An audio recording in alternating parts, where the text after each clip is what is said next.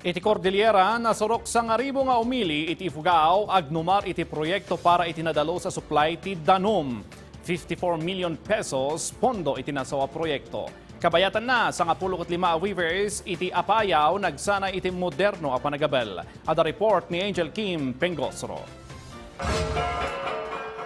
Iti Ifugao, manamnamang agnumar ti 1,700 households iti 8 a barangay iti lamot, iti nadalus a mainom a danum, kalpasan ti panangi-endorso ti Cordillera Regional Project Advisory Board, iti 54.53 million pesos a pondo para iti level 2 potable water system, iti sidong ti PRDP Skill Up Program ti Department of Agriculture.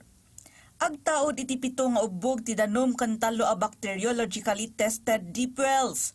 Karaman dito iti 6 a spring box, 5 nga intake tank, 2 a pressure breaker tank, 10 a reservoir, ken 381 a top stand. Kabaytan na, nakaawat dagiti estudyante ken pamilya ti Halag Elementary School iti Aguinaldo, iti tulong manipod iti Yellow Boat of Hope Foundation babaen iti Bayanihan Belt Back Better campaign da. 85 asako ti 10 kilo rice ti naiwaras kadagiti sang kabalayan an apektaran iti bumasbasit a level ti danum iti Magat Dam. Anang itunda iti dakkel a panakapapatay dagiti ikan ken panakapukaw ti pagbiyagan iti nasao a lugar. Naipaaypay matlaeng ti 6 a laptops, may sa printer, kan wifi modem nga dan iti 1-year internet subscription.